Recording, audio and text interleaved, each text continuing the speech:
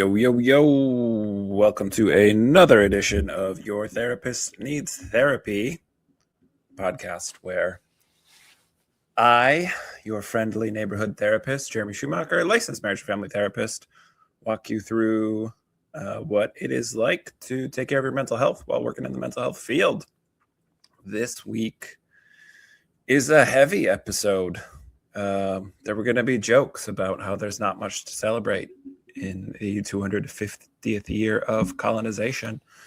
But in my corner of the world, a lot of people are dealing with some very complex emotions: grief, sadness, loss, anger, rage, a lot of big feelings, a lot of triggered responses in a complex dynamic.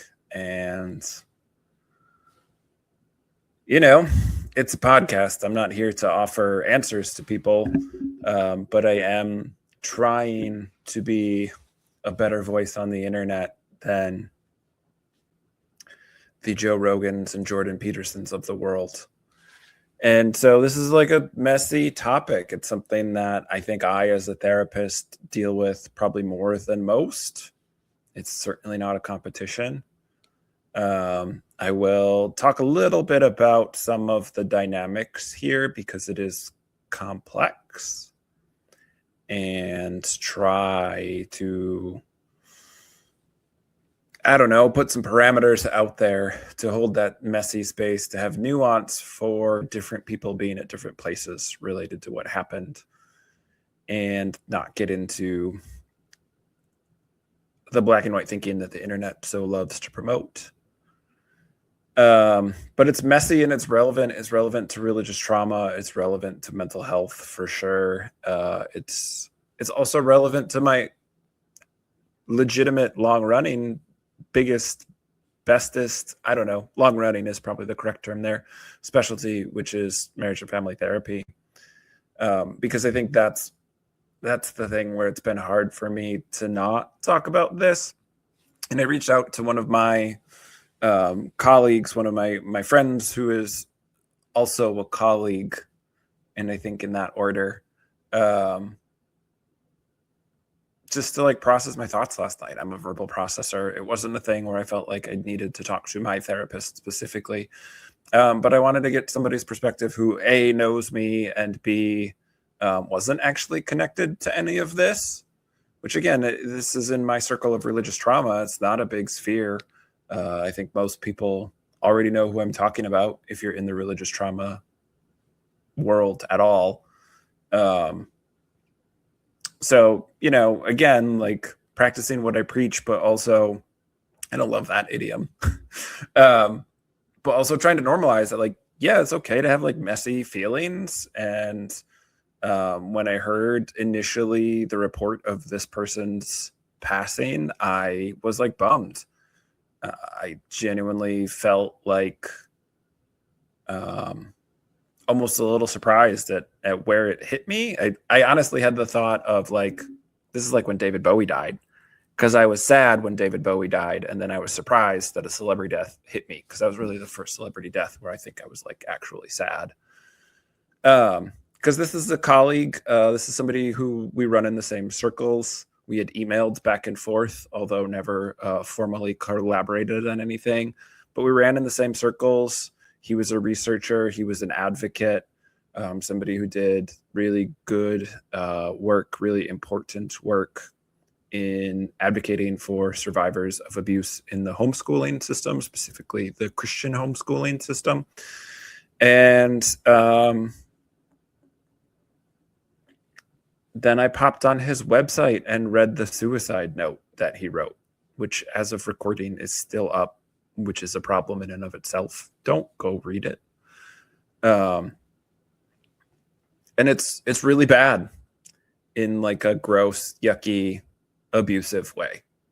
And in my line of work as a marriage and family therapist, I'm very comfortable saying it is an outright, explicitly abusive letter. And so I titled this episode, "When Should We Speak Ill of the Dead?" Because I think there is that sort of idea out there that we shouldn't speak ill of the dead. And I don't agree with that.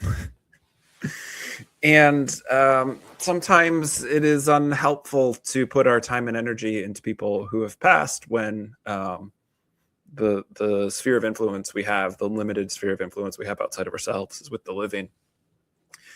And again, like, this is just going to be a messy episode. If you don't know what I'm talking about, researcher, scholar, advocate, Ryan Stollar died by suicide over the weekend, but I don't think it got confirmed till yesterday.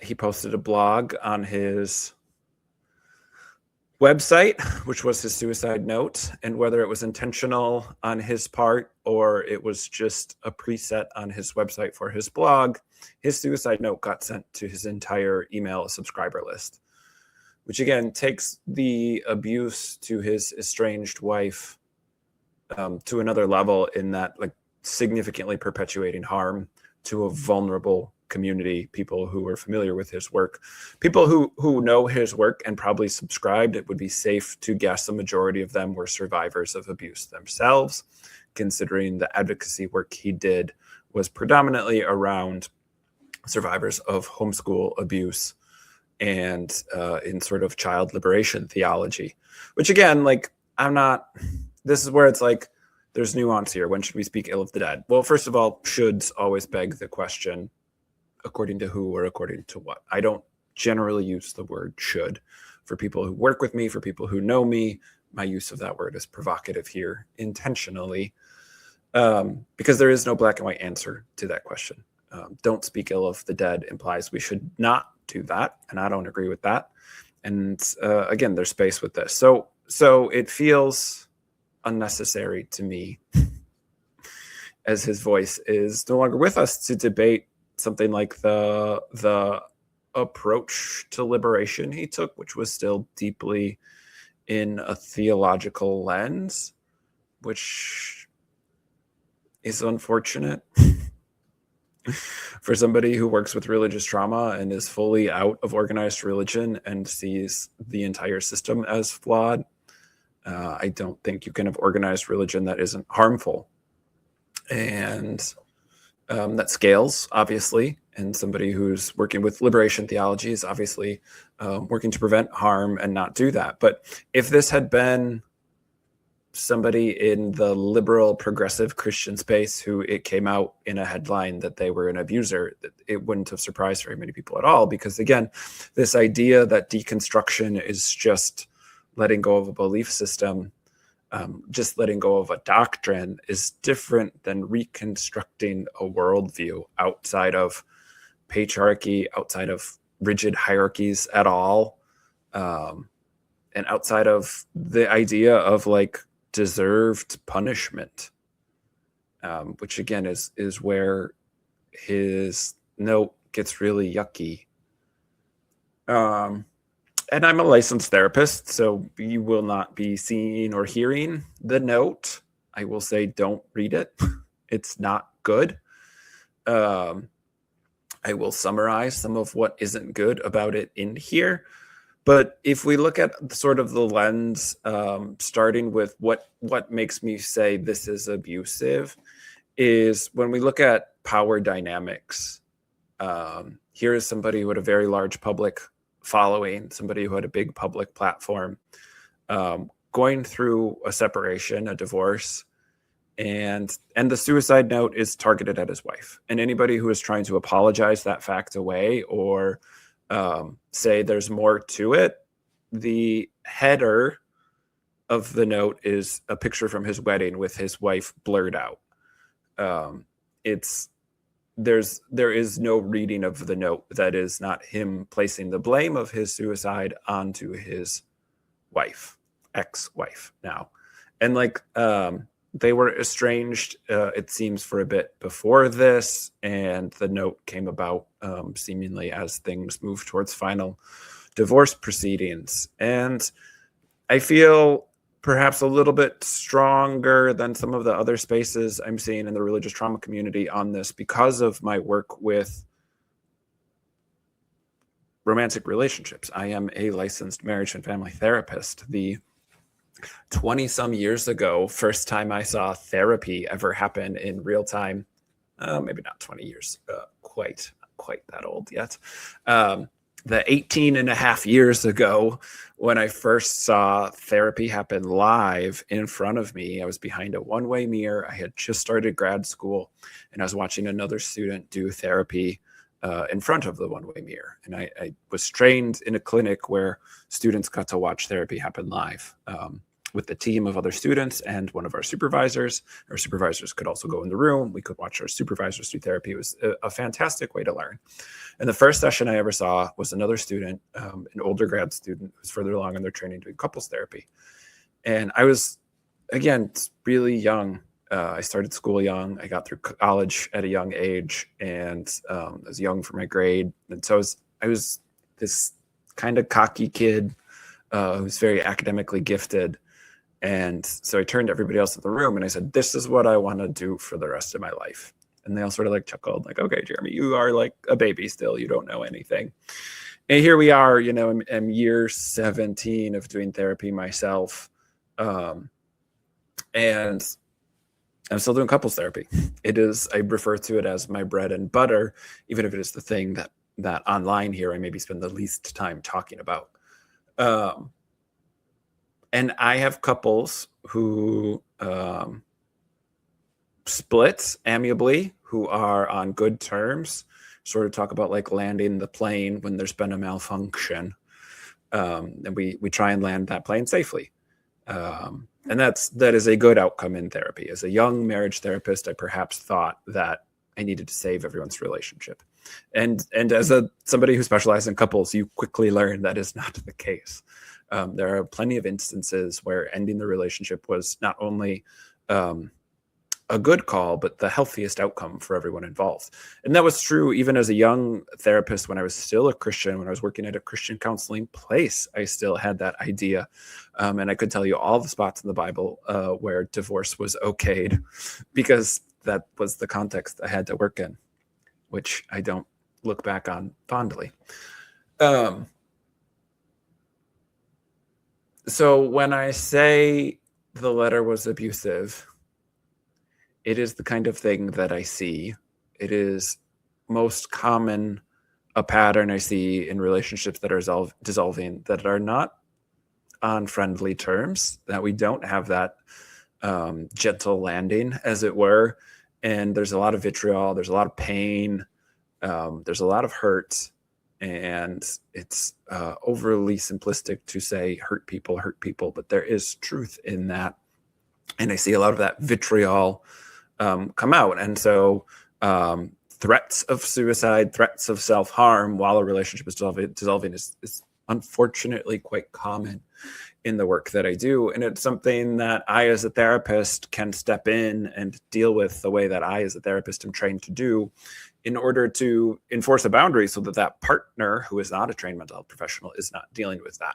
Because oftentimes that behavior is part of a bargaining process to try and keep the relationship or extend the relationship, or simply to just get attention from somebody who is enforcing boundaries with you.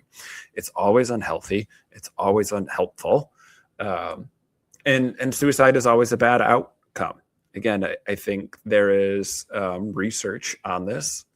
I'll start with that and say, there have been people who have studied it, and mathematicians to sociologists to therapists have tackled this question of, do we have a right to end our own lives? And the outcome is pretty unequivocally that it's a bad outcome. It isn't a thing that is recommended. It isn't a thing that is helpful. It always perpetuates more harm, because there is no suicide that does not affect the people who are left behind. And there are always people who are left behind, ranging from between 10 and 120 people on average, which is a wide range, certainly. But again, this idea of some of the lies that depression can hurt, and when we're in sort of that deep, dark spiral where we feel like no one cares about us, again, the research disproves that. The research also shows that there is a finality to dying by suicide that prevents you from experiencing any more joy. It caps the amount of good, which also mathematically puts it on the losing sort of scale of, is it a good outcome or not? It is always a less good outcome because less good can happen. Now, do statistics sway people who are feeling suicidal? No, this isn't what I bring out in session. I'm sure over the years I have touched on pieces of this in various sessions. But I give people a lot of space, and I hold the space for them to talk about their suicidal ideation, because it's very real, it is troubling, it is distressing, and some people live with it for a long time. And in my many years of doing therapy, I have never had an instance where somebody talks about their suicidal ideation and I go, that makes sense. You've convinced me. I will continue to hold space. But it has never been something that, for an outside perspective, for somebody who's trained in this stuff, for me to say, well, this, and this. And it's not so much that people are missing it. People always are sort of doing their own equations in their head. They're aware of potential harm and potential fallout, but it's very difficult to see that, especially when you're dealing with a mental health crisis, or if you've been carrying the weight of a chronic illness, of chronic depression for a long time. These things can get really heavy. A majority of suicidal ideation does not lead to action. And obviously we as therapists are trained to assess for that and deal with it differently when we feel like it does become imminent that someone will be doing harm. Hold space for all of that. I see that pretty regularly in my office. As I'm recording this, I'm thinking through I have 2 different instances on my caseload right now of people who I check in on, not daily, not, that's not the thing that's keeping them alive, certainly, but because safety is a thing that comes up, and it's a thing that we keep tabs on. And even if we have plans for the future and we have other preventative measures in place, it's still something where it's just a normal part of my life. I joke somewhat off-coloredly sometimes that I'm more comfortable doing a suicide assessment than I am trying to make small talk. And that's probably true of most therapists. And so this is something that I'm not unfamiliar with. And this is something that I've both had extensive training on and extensive experience on in assessing the difference between what we would consider a typical response to people who are really struggling, and even a typical response in the context of people who have had long-term chronic mental health issues, something like PTSD, complex PTSD, like we know exists in religious trauma settings, where people might think about suicide every single day. And sometimes that's an active suicidal ideation, and sometimes that is passive. What would it be like if I wasn't here? It would be easier. If I wasn't here, I just don't want to keep feeling this way. And that's different than the acute crisis of a relationship ending, or the perceived threat of a relationship ending, or the finality of a relationship dissolving, finally being the reality, where then some of this vitriol comes out. And I've heard the words that were in the note from other people who did not go on to die by suicide. I've heard the words as threats. I've heard the words as very meaningful. We had to escalate the amount of care that person was getting because of that. And again, I'm not dismissing acute mental health crises. They are crises. And to suggest that people who are abused, people who are going through a divorce, people who are dealing with a split, are inevitably going to be dealing with this forever is just patently false. I see progress also more often in my office than I see something like suicidal ideation, even active suicidal ideation. I see the progress, I see the journey, I see healing, I see joy far more regularly than I see the depths of darkness that people can be spiraling into. And so the note is certainly unhelpful from a suicide prevention lens, but what a lot of people are not talking about, and I think this veers into Don't Speak Ill of the Dead, is his suicide note wasn't about complex PTSD. And some people might say, there is a paragraph that says he's been thinking about this for a long time. This isn't an acute mental health issue. But it was, and I feel very confident saying that, even though I didn't know him personally, he wasn't my client. And so this is not me diagnosing anything. This is me simply saying that people often think about suicide somewhat frequently over the course of their lifetimes. And it takes an acute mental health crisis to push them from passive thought to active ideation.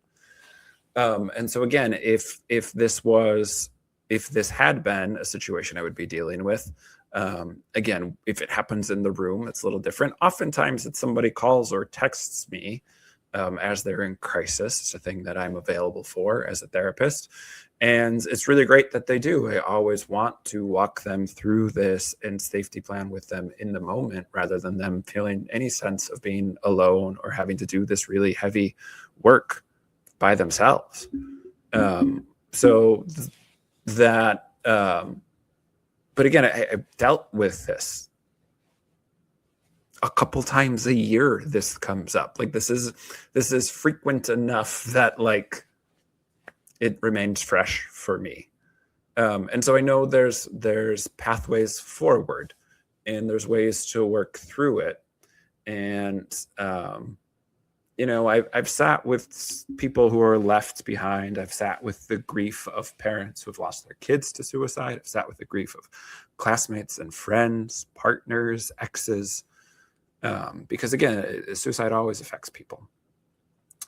And sometimes those people want to read the note to me. Sometimes they hand it to me. Sometimes they have it physically. Sometimes they're just sharing it with me. And it's always just a tragedy every time. It's always very devastating to sit with, and that hurt and that pain, both as written into the note, but also for the person left behind, is palpable. Is really heavy stuff. And there's grief, and depending on what is in the note, there can be a lot of other complex emotions here.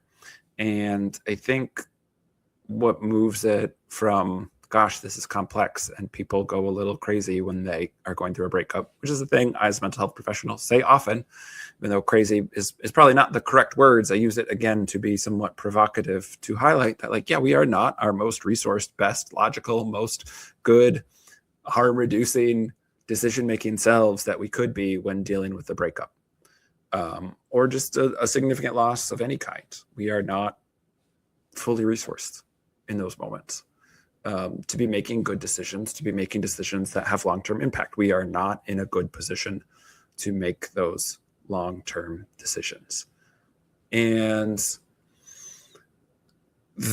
the abuse really crystallizes in the sense that, like, again, this is somebody who had a platform that their partner does not have.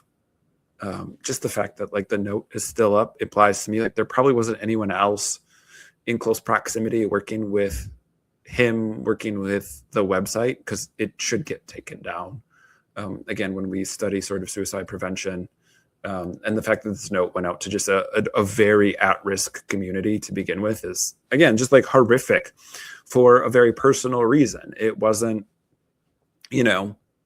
sort of a nihilistic rejection of life has no meaning and we should all be opposed to it, save the planet by ending your carbon footprint. Like it was not that. It was all very personal.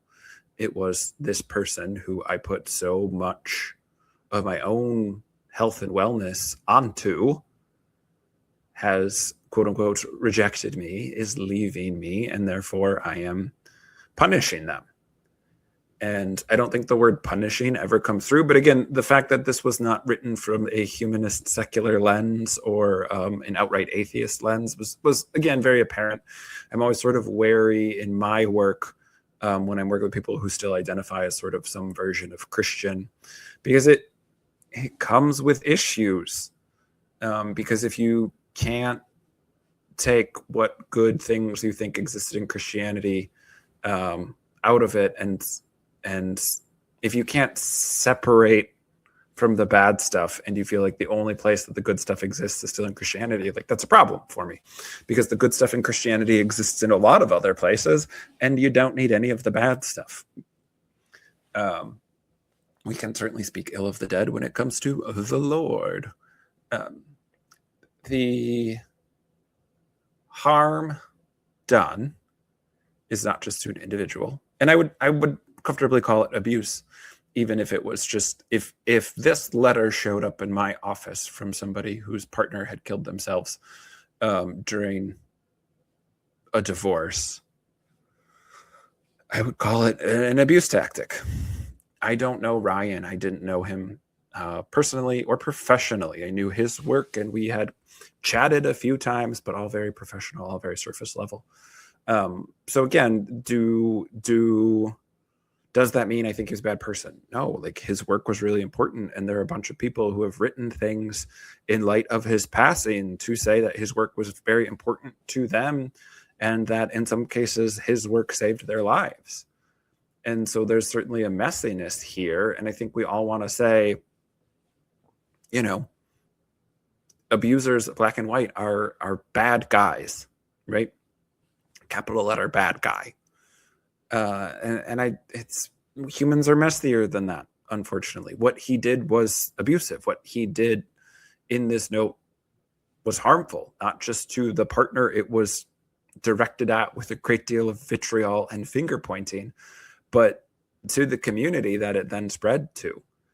And as a therapist who often is critical of my own profession, I do hold people in this space to a high standard with the idea that, like, Ryan knew a bunch of this prevention work. It's what he advocated for. It's what he studied. It's what he worked in professionally. He would know some of this stuff from preventing abuse, from preventing victims from becoming perpetrators themselves in the future in his work, even if he never specifically looked at suicide prevention, because it's a lot of the same stuff. Because at the end of the day, we humans are not overly complex in mass. We're kind of predictable, high variability individually, high predictability in mass. And so a lot of this stuff he would have known. And I can hold space for the acute mental health crisis he was in. And I can hold a lot of space for that being a tipping point after being in a lot of heavy shit with his mental health for years, as a trauma survivor, as somebody who also had a ton of secondary trauma from the work that he did. Yeah. And mental health is never an excuse for harming other people. When we study mental health conditions that include a break with reality, certain versions of bipolar, schizophrenia, those types of things, the things that often get demonized and sort of portrayed in Hollywood in very unrealistic ways. When we study those things that include a full break with reality, these people are not operating in the same reality as the rest of us. Again, by and large, statistically speaking, they are more likely to harm themselves than they are to harm someone else. This falls so textbook into a breakup and toxic behavior because a relationship is dissolving that I see regularly. This wasn't really, we can't fully separate it from trauma and from CPTSD, but we can firmly put it into the precipitant, the thing that led to the specific act, and the specific finality of that act. The thing that led to the suicide itself was the breakup. And as somebody who has people break up in his office somewhat regularly, break up in between sessions, I would say by and large, a majority of my clients do stay together. I've been a marriage therapist for a long time, not because I'm keeping relationships together. But also I do keep a bunch together. Otherwise, I don't know that I would have the word of mouth referrals that I get. So as somebody who sees breakups and also sees people get back together, this is workable. This isn't a finality thing. People go through breakups and it sucks for everyone. Breaking up always sucks.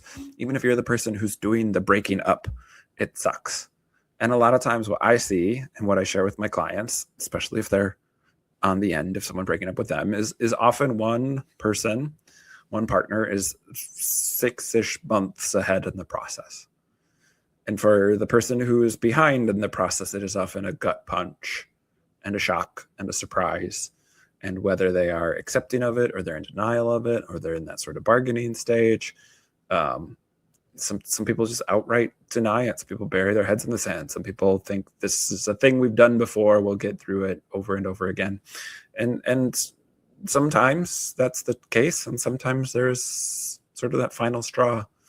And so, yeah, this is a tragedy. Suicide always is. And this is something that is also really complex. Like we talk about complex grief because you have somebody who's done really important work for a lot of people, really helpful work for a lot of people, who also then is perpetuating harm. And again, I said earlier, if there was some progressive Christian who came out as abusive, there is, right? There's a very popular evangelical podcast. Y'all know what I'm talking about. With somebody who was abusive to their staff, who never apologized, who never took any ownership of it, who honestly made it a lot worse in their attempts to clean it up, who's just out there still podcasting. And it's a very good example of somebody who left a doctrine behind without leaving the systems that perpetuate abuse, which is the hierarchical, sort of patriarchal approach of Christianity, specifically evangelical Christianity. And so, and like for me, privileged white dude that I am, but also somebody who is fairly well resourced from an energy perspective, I am very protective of my health and well-being and invest a lot to make sure I am well resourced because of my job, because I have young kids, because of how I want to show up in life, but specifically because of my job. Somebody who's well resourced, somebody who's privileged in a number of ways, who studies this stuff professionally. I don't even do much with people who work with that guy, because again, I'm just like, if you can't see that and you can't hold any sort of accountability there, then I don't think you're doing good work. And your work might still be helpful to other people, but your work isn't up to a standard that I necessarily want to collaborate with. You know, I'm honestly fairly often disappointed by people who I do think are quite good work. I don't know that there's many people that professionally I speak highly of with zero caveats. If you've listened to the podcast for a long time, you know I have thoughts and opinions about Bessel van der Kolk's work and my criticisms of his work, and also that like he's an asshole and not a pleasant person to work with. And I don't think doing good work means that people should spend a lot of money to see him when he's not a good person. And again, that's based on a pattern of behaviors with no corrective action, not one specific event. Because again, I am wary of sort of the good and bad categorizations. But we also can like look at patterns of behaviors when we have evidence of a pattern and nothing that's changing that pattern. We should take that into consideration.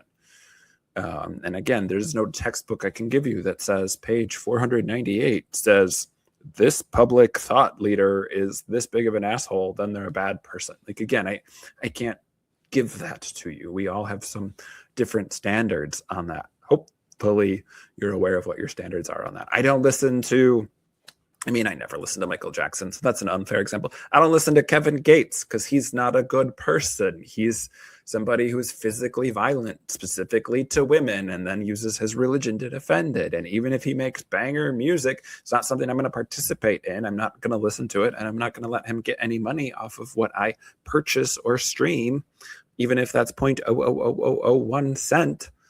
Because again, those are my standards. It's not just who will I work with professionally, although that is probably where my standards are strictest. But again, we see people miss stuff like this all the time. What's not a secular example would be the curly-headed guy from that '70s show who was a pedophile, I believe. He's in jail, or a sexual abuser. I don't know if it's underage people or not. A sex pest who's in jail because of his sex pestery and assault on some degree, some level. And Ashton Kutcher, who is somebody who spent a lot of their post that '70s show career advocating for people who were sold into the sex trade, and survivors, advocating for survivors of that and raising awareness around that, defended the sexual abuser. And so again, I think we all have a lot of blind spots on this stuff. And the reason I am talking about this, and the reason I titled the episode this way, and the reason I'm critical of what somebody put in their darkest hour, as a lot of people are trying to explain this away, is because we need to be not just better about standards, but we need to understand that there is complexity here. And these standards are not always prescriptive. Our standards are often informed by our own experience. I put my standards into context to say I am able to have these strict standards because of some things that I very explicitly have done in my life and some things that I just lucked into. And that's very real. And somebody who is perhaps lucked into less good situation or has fewer resources might not have the luxury of the same standards, the same boundaries that I am able to enforce. And so I think it's where people want to go on to social media and say, I only like the people who agree with my stance on this. But I think where nuance comes into this is because different people have different standards and different expectations based not only on their own lived experience, but also on the amount of resources and available energy they have to set boundaries, to enforce expectations. Or to set expectations and enforce boundaries is certainly a better way to say that. So it's one of those things where you're going to get the hot takes. And I think that's missing the entire point, which is to say, this is bad behavior. And because of the circumstances, there's not clear accountability here. For some people, they just will not cite this person anymore. They will not refer to this person's work anymore. For some people, and I have to probably be honest if I'm being transparent in the work that I'm doing here, myself likely included, I will likely steer away from citing this person. Although, again, full transparency, I already did, because for the people who are still like out and out Christians or like some version of progressive Christians, I usually don't send people their way anyway, because I'm always wary of the harm that could be perpetuated for survivors of religious trauma.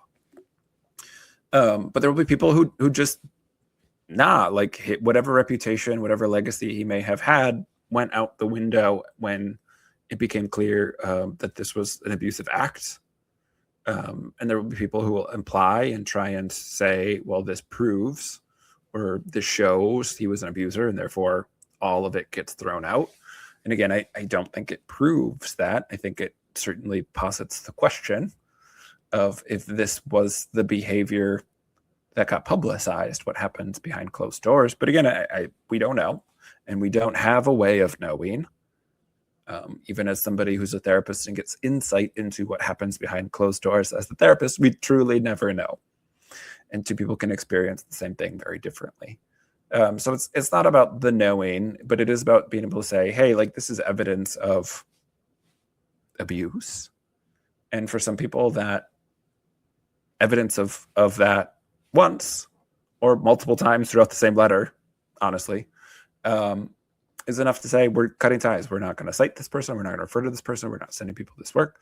For some people, they will say this is a tragedy, and their own lived experience or their own specific standards around mental health, around survivors, around people who are working through and still recovering with PTSD, complex PTSD specifically, will hold space for it in a way that says, it was a tragedy, it was a loss, and I don't condone the specific behavior, but like, this person's work has been super helpful. And that's unsatisfying for a lot of us. A lot of us want to sort of have that silo of like, these are my people who think the same way as me. But it's less about thinking the same way as being able to hold the nuance that thinking the same way is part of it, and lived experience, resources available at that time and place, all are shifting variables. And so it's messy, but it's messy and holding space that different people can have different places they sort of land at this. And what I do not think is helpful is explaining abuse away. Again, that I'm going to say reeks of people who have not fully deconstructed from their abusive patterns.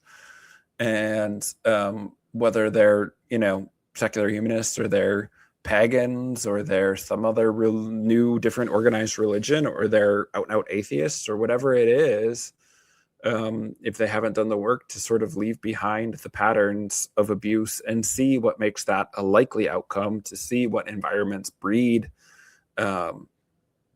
abusive patterns, to see what environments allow for, to see what environments defend abusers, then abuse is perpetuated.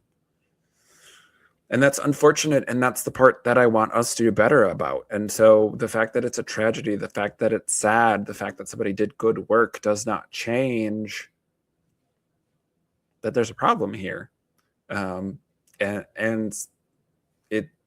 it's the tragedy of suicide. It's the tragedy of the finality of that is that there's not a clear recourse for correction. Again, if the podcaster I referenced earlier came out and said, it has been an ongoing thing, and I didn't want to speak on it because I was in therapy, because I was working on it, and I do feel ready to speak on it, and here is what I did wrong, and I apologize for that, and here's what I'm doing ongoing. Here's the work I've done. Here's what I'm doing ongoing. Here's what I'm going to do differently in the future. Like, hey, podcast away,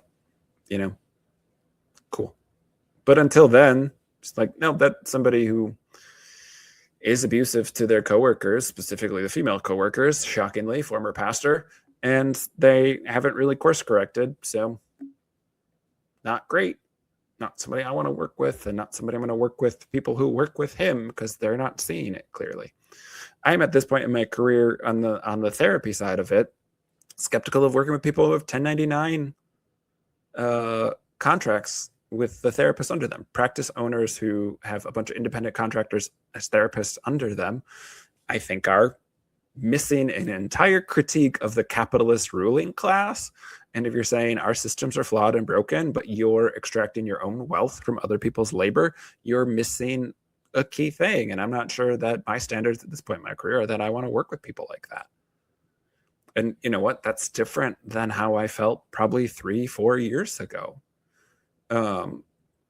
That was the thing I didn't love 3-4 years ago. But the more that I look at the field, and the more I see where the field is at, and the more that I do my own learning and growing, the more I sort of crystallize around like, that's a kind of a non-negotiable for me. It's not such a strong standard that I'm going back and deleting everybody who I know has 1099 independent contractors under them when they should be employees. But I'm not going to platform them in the future. And I also know that I record in a way that doesn't allow for them to ever talk about that or promote that, Same with when I have guests on who are ambiguously religious. I don't hold space for any type of proselytizing, because again, when you're somebody who has power, whether it's a podcast that gets 4 downloads on YouTube, or an episode that pops for hundreds of downloads across all platforms, that's a platform. I have a platform. I have a website, a blog post. I am on the radio. People recognize me in public.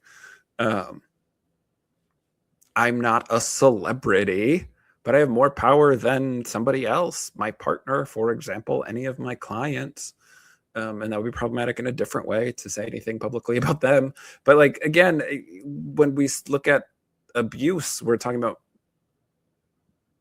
power dynamics. We're talking about discrepancies between the level of power that people have. And if you're somebody who has a platform, then I think that comes with a specific higher standard.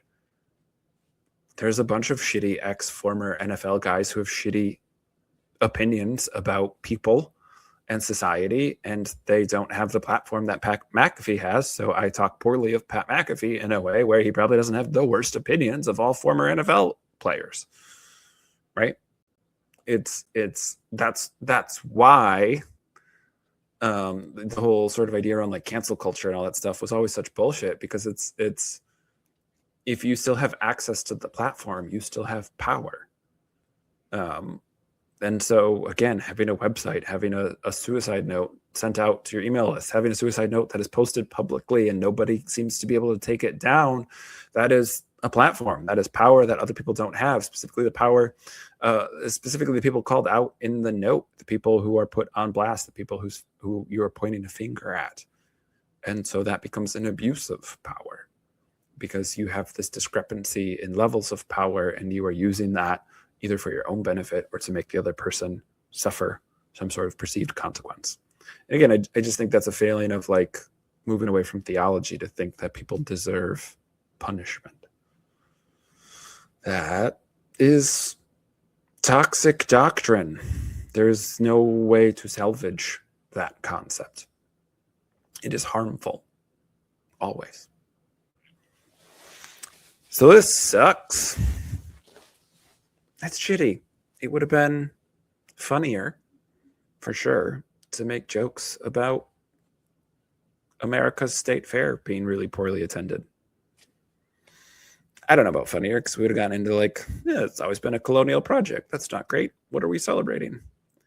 But yeah, fuck fireworks. While I'm on the subject of the 4th of July, don't shoot off fireworks. It's a weird place, because I can't be like, call the cops on your neighbors who shoot off fireworks, because I also fuck the police. While we're talking about suicide, though, there will be resources in the show notes, lots of options for not calling the police. Oftentimes, people in uniform with guns make mental health crises worse, not better. And because, I don't know, because of propaganda and grown men with daddy issues, we keep cutting resources. So this podcast is going to exist in a time and place. The resources that I'm posting are active now. And also there's a purge going on for resources and for people who are in specifically rural areas or smaller cities. You may not have access to all the resources that I'm going to talk about. And in a crisis, I would say don't call the police if it can be helped. But again, if there is a crisis, if somebody is imminently going to be a harm to themselves or someone else, and there isn't another resource available to you, then like, yeah, call the police. Again, like, people don't deserve punishment. People deserve love and safety. And the police certainly don't provide love or safety, but we can't provide those things if people are no longer with us. And so we're always sort of, from a harm reduction, from risk management perspectives, doing our best to minimize risk. So I will share a bunch of resources that warm lines, places to call that are not directly just going to get the cops called on you, and also know and be aware that if you are concerned about someone, if you are states away from someone and need to do a wellness check, that often, again, contacting the police is the shortest, quickest thing. I'd love to be like, call your local firefighters, but that, I don't think that happens that often.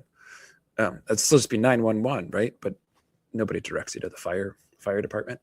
211 in a lot of areas is going to be a non-crisis line, which might not be helpful if you are in an actual crisis, but might have access to more resources. 988 is still funded in some places. I'm here in Wisconsin, practice Wisconsin. The state has funded that number to continue here. So again, suicide prevention is really important. I want to share resources for people and also be aware that the death cult that is the fascist party leading us right now is trying to cut those resources. So I will share what is up and running currently. I think it's really important to share that stuff, and that sometimes that stuff needs to get updated because of various reasons. So sharing that stuff, if you are struggling, if you are not sure of what to make of your emotions, following a traumatic loss, maybe dealing with this specific triggering set of events, certainly people triggered around death by suicide, people triggered by suicide note, people triggered by patterns of abuse, all of this stuff, lots of triggering stuff here. Again, talk to someone. I am a therapist. I would say talk to a trained mental health professional. But talk to someone. It's always better to talk to somebody than not. If you are somebody who has concerns about somebody, again, sometimes the best boundary we can have for people is to direct them towards a trained professional. I'm trained in this stuff. I'm very comfortable working with this stuff. I spent a lot of class time, a lot of time where I was dealing with these things in supervised settings, and a lot of time over the years as a therapist dealing with this in a way that had safer outcomes. So it is a thing we deal with. It is a thing we are trained to deal with. So again, oftentimes finding that referral, helping those people find that resource, work I've done in crisis settings is like, again, take the person to the resource. When I worked on college campus, the idea of like walking a kid to the counseling center is really meaningful.